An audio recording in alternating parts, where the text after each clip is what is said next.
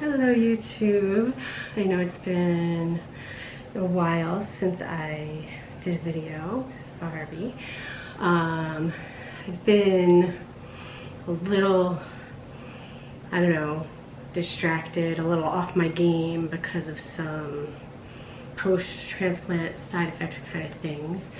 But I'm trying to get back in the game, so hopefully I'll update a little more frequently. I am now 8 months post-transplant. I am coming up in a few more months on my 1-year anniversary, which is, or lungiversary, as people, you know, in the club call it. It's pretty crazy to think in just a few more months it'll have been a year. It's actually pretty wild right now. This is like a weird time period for me because a year ago at this time is when this whole transplant journey started. So I keep like thinking back to where I was a year ago at this time, and it's kind of eerie because some people, or even a lot of people, their transplant, you know, kind of comes up gradually, that, you know, you have months to years of, you know, kind of like talking and planning for it. And then a lot of people, you know, sit and wait on the list for years before they even get their transplant. So a lot of people have a lot of time to kind of think about it, process it, plan for it, wait for it. And that is not how mine happened. You know, in November of 2018, you know, my lung function dropped dramatically, and I spent 2 months on IV antibiotics and only gained a little bit of it back. You know, it started using oxygen and all that kind of stuff, and it, you know, was like a very like sudden drop. You know, I basically went from 60% lung function to like in the 40s, so I lost a lot of ground really quickly. But even then, we still weren't talking transplant because, you know, I was still, you know, getting and somewhat responding to some treatments. My lung function wasn't like that low. But then, you know, a few months later, back in the hospital, even less responsive to treatment, and, you know, March of 2019 is when they came to me and were like, hey, we want to, you know, work you up for lung transplant, which for me hit me out of nowhere. I was not expecting it at all. So that was really pretty stunning. And then from that point on, you know, between March and May, I got so sick so fast. Nobody was expecting that. You know, we thought without transplant that I had, you know, at least a few more years left in me. But that very quickly became not the case, and I, you know, my lung function just kept dropping. I kept needing more and more oxygen. You know, came very close to like being ventilated or put on a heart-lung machine, or, you know, not making it potentially if the transplant didn't go through quickly. So I basically started getting sick in November of 2018. You know, started getting sick. I mean, I've been getting sick for 40 years, but, you know, started getting like really significantly, severely heading towards lung transplant sick in November of 2018, and then started talking transplant in March of 2019, and then had my transplant in May of 2019. So it was all just like very quick. So, you know, right now, you know, so now it's January 2020, and I keep like thinking back and being like, well, where was I in January 2020? Because I was already in the midst of the process of heading towards lung transplant, and I didn't even know it yet. So it's like a weird time for me, this whole like November through May time period. And it's going to keep getting weirder because, you know, once I get to March, it's going to be like, oh, that's when I was in the hospital for 6 weeks. Once I get to April into May, it's going to be like, oh, this is when I was dying. So yeah, it's pretty wild time of year right now. what was going on in previous months. So, I mentioned that I was, been kind of off and was having some complications. So basically, immediately after transplant, I had like a couple of like really good months where everything was just like trending upwards and going well. Obviously things were like painful and difficult, and I was recovering from major surgery. But everything was heading in the right direction. My lung function was going up and up. I was regaining strength and tolerating more and more exercise. I was like gaining back, I was gaining weight. I was just regaining a lot of stuff that I hadn't had for a very long time. And I was feeling awesome because, at that point, just, weeks or months earlier, I couldn't get out of bed. And now suddenly I'm like, walking on the treadmill and like doing all this stuff that I haven't done in forever. I went to a Chinese Lantern Festival in Philadelphia, and I walked around for a couple of hours without a problem. I got a little tired, sat down a couple times, but like I hadn't been able to do that without a wheelchair in ages. It had been a really long time, able to do it without oxygen. So those first, like 2-3 months were like really incredible. Things were really going really well. And then I started having joint pain.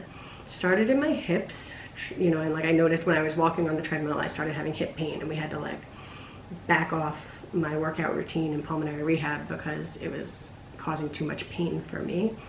And then over the course of a few months, the pain spread, hips, and then my shoulders, and then my fingers, my elbows. Like it just kept sort of spreading to more places, and it kept getting more and more intense until finally I basically couldn't move without pain. Like the only time that I was not in pain was if I was just like laid out in the recliner and like didn't do anything, and then I didn't hurt. But basically everything that I did hurt. Sleeping was really fun because I couldn't really find a comfortable position that didn't hurt me. Getting into and out of bed was excruciating. So we were fairly certain that it was like a medication side effect, but we weren't entirely sure which medication. My doctor really thought that it was a reaction to being on less steroids, because for 2 years prior to transplant, I was on steroids, prednisone, almost continuously at different dosages. Like we would do like a burst where you raise the dose really high to like treat, inflammation. Then you try and like taper it down. But every time we tried to taper it down, like I would get to a certain point and then I would just fall apart again, and we would have to burst again and then bring it down until finally we just kind of like kept me on it continuously. So my doctor thought that my body was reacting to being on less steroids, especially because also during the transplant itself, they blast you with tons of steroids. I think like 1,000 milligrams of prednisone, which is like a huge dose. So then your body needs to react to that. So he thought combination of prednisone withdrawal and being suddenly more active after really having not been active at all for a while, that was causing the joint pain. And that unfortunately, recovering from prednisone withdrawal can take up to a year to really see any relief. So that was pretty disheartening. He did tell me that there was a slim chance that was being caused by one of my other medications, voriconazole, which is an antifungal medication that they have you on for like the first several months post-transplant to prevent fungal infections in the new lungs. So he said slim chance that it was that, but more likely the prednisone. Well, lo and behold, I finally got to the point where I had been free of fungal infections for long enough that we could take me off of voriconazole, and 3 days later, my pain was halved, possibly even more than halved. And over the course of the next month, the pain kept dwindling down, and I got my life back, which was nice. But prior to that, I had a few months of being in really excruciating pain and really feeling very incapacitated by pain.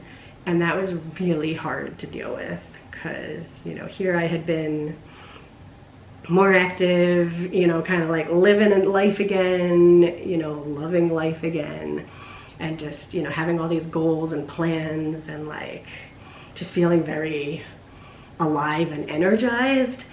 And then suddenly, like, boom, I'm like laid out with pain, incapacitated again, and kind of feeling like, what was the point of going through all that if now all I can do is like sit in a chair and, you know, everything else causes me pain. So I got pretty down during that time period, very demotivated. It's hard to have motivation to do anything when you're in pain. So that kind of like took the wind out of my sails. Now the pain thankfully is almost entirely gone, which is terrific, but it's kind of hard to like, again, readjust my mindset. I got kind of like in like a down place and like a demotivated place, and now I have to work to remotivate myself and pull myself back together and like get back on track. It's also hard because it's winter, you know, it's all like cold and dark and, you know, just not happy weather. And also it's cold and flu season, which I have to be extremely careful of because I'm immunosuppressed. If I catch anything, it's going to be much harder to fight it off. It could do a lot more damage. And also getting sick can trigger rejection, which thankfully, amazingly, 8 months in, I have not had any rejection whatsoever, which is incredible. And I am so grateful, and it's so amazing. Most people go through some sort of rejection within the first year. I know I haven't hit the year mark yet, but 8 months with nothing is phenomenal. So I really don't want to get sick and risk triggering rejection, especially when I've been doing so well. But so that limits a lot of potential activities because I don't want to be in any crowded indoor space where I could be exposed to all kinds of germs. So it's a rough season right now. It's a rough time for like remotivating myself and like getting back into things. But I am working on it. The other complication that I've been dealing with is I keep having issues with some of the airways narrowing with scar tissue, which then makes my lung function drop and, you know, makes me very wheezy and short of breath. So what they have to keep doing is doing bronchoscopies and going in and with a balloon and dilating and opening up those airways so that I can keep breathing. But we've basically been doing a bronchoscopy every month. I've actually had, since I was discharged, I have had 6 outpatient bronchoscopies. I know exactly how many bronchoscopies I've had because I get a bronchoscopy animal with each one, and I now have what we fondly call the Bronchoscopy Collection.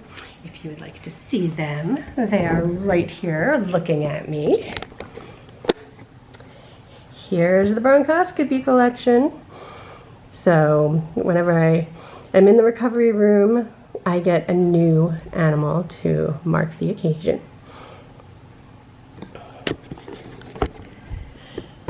So at least that's, you know, fun. I get like one little fun thing to make bronchoscopies a little bit brighter.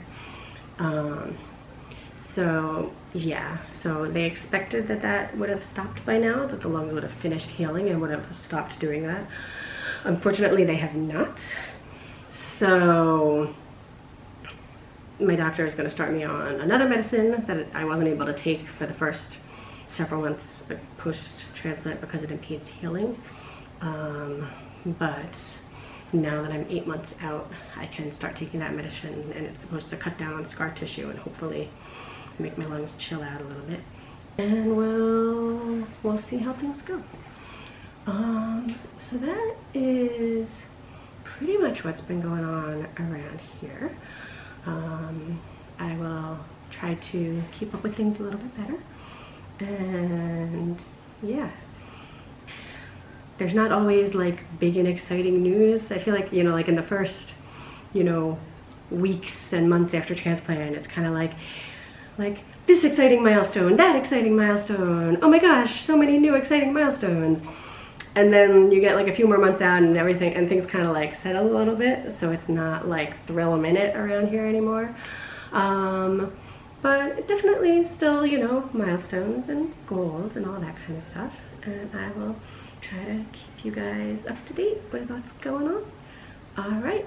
Mwah. Hope everybody is having a good life.